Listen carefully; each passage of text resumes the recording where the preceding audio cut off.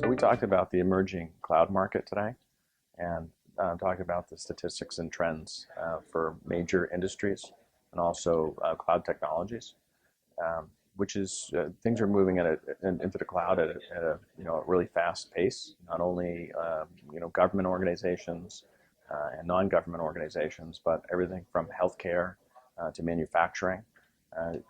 All of these industries are seeing the benefits of the cloud.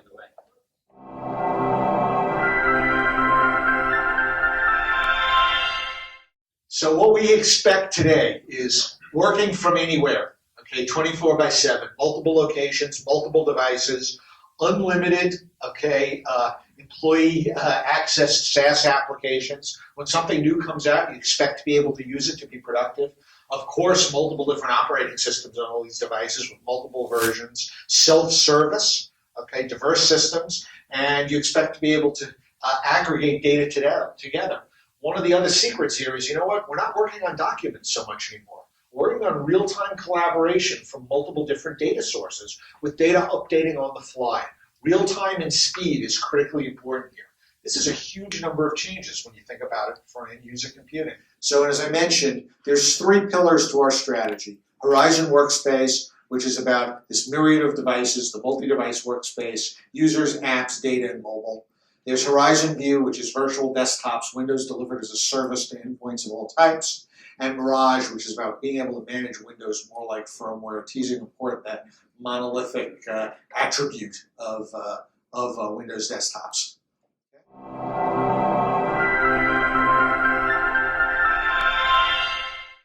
We also wanted to make sure, and I'll dive into the different pieces in a second, but we also wanted to make sure that we could recover data in some manner, that we would replicate some data. We would use some integrated serverless backup technologies. We'd use products that would allow us to use our SAN like it was a DVR at home, so you could fast forward or rewind to your favorite spot and hit play, and then that's where your data was.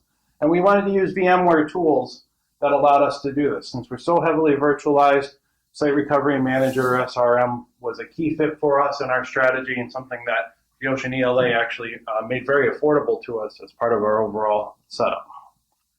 So, give you a quick example. We executed a plan a couple of months ago where we wanted to test failing all of this over to the Springfield site, just to see how long we'd be down. What was our continuity window that we really had to put into play? We failed 2 hospitals' entire acute management system to Springfield from Rhode Island in 25 minutes.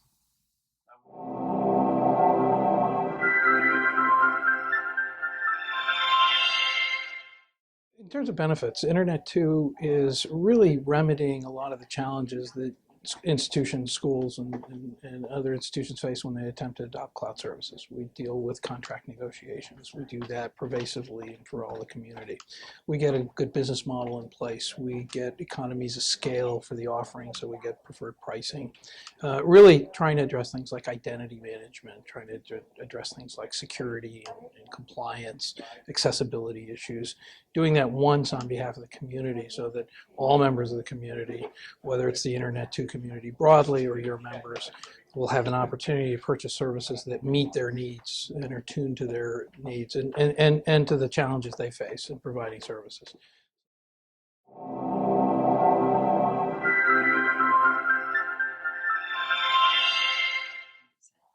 I think with Navisite, what we're doing is we're enabling OSHEAN to bring some really leading edge capabilities to their members around cloud computing. So we're going to be building a cloud computing node for OSHEAN that will allow their users in the community to come in and start to adopt cloud really at their own pace. So they'll be able to start with something they may feel comfortable with, and then really look to accelerate the adoption based on the comfort they have with those solutions. You know, I think the beauty of it is that it's all going to be on net in terms of an OSHEAN network.